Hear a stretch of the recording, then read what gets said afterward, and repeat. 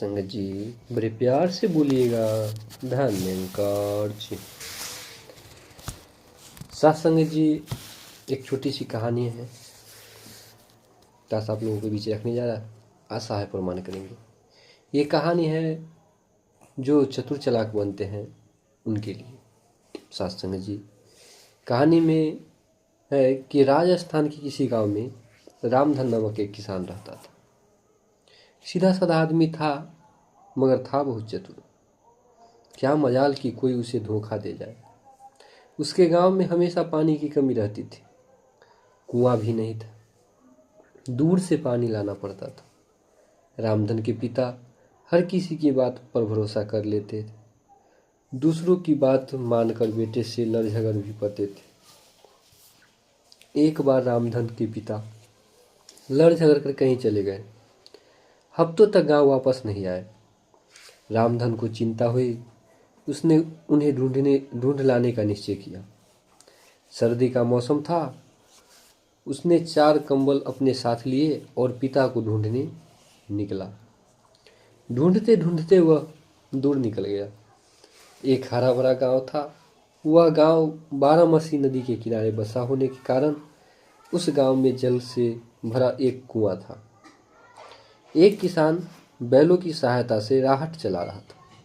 राहत के पास ही किसान के 3 साथी बैठे गपशप कर रहे थे। राहत की बाल्टियां डोरियों से बंधी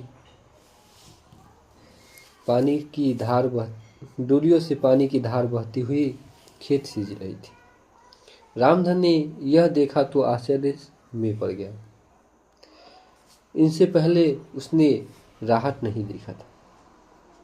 उसने पहले तो पानी को छूकर देखा, फिर हाथ धोकर पानी पिया। उसकी थकान दूर हो गई। रामधन ने किसान से पूछा, भैया तुम्हारा कुआं बहुत बढ़िया है, परंतु एक बात समझ में नहीं आई, कौन इस कुएं के अंदर बैठा इतनी सारी बाल्टियों को भर रहा? क्या वह थकता नहीं? रामधन की बात सुनकर किसान हंसकर बोला, बाल्टियों को तेरा बाप भर रहा है। उनके पानी से खेती की सिंचाई हो रही है। रामधन ने कहा, अच्छा, मेरा बाप यहाँ आ गया, मगर भैया इस कड़ाके की सर्दी में भी वह कुएं में बैठा बाल्टियों को भर रहा है, क्या उसे ठंड नहीं लगती? रामधन की बात सुनकर एक बार किसान को हंसी आ गई। साथ में बैठे दूसरे लोग भी हंसने लगे। किसान ने रामधन से कहा, हाँ, सर्दी तो जरूर लग रही होगी। अगर तुम्हें अपने पिता की इतनी चिंता है तो ये 4 कंबल मुझे दे दो, मैं उनके पास पहुंचा दूंगा। पास बैठा साथी ने भी कहा, हाँ भैया, किसान ठीक ही तो कह रहा है, कंबल दे दो। रामधन कुछ सोचने लगा, फिर बोला, तुम ठीक ही कहते हो, लो कंबल उन्हें दे देना, मेरी राम राम कह देना, मैं फिर आकर मिल लूँगा। कहते हुए उसने कंबल दे दिए। रामधन आगे बढ़ गया।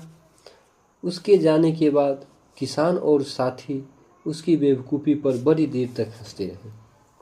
किसान के तीनों साथियों ने कहा, अब हमें 4 कंबल आपस में बांट लेने चाहिए। किसान लालची था, बोला, कंबल तो मैं ही रखूंगा।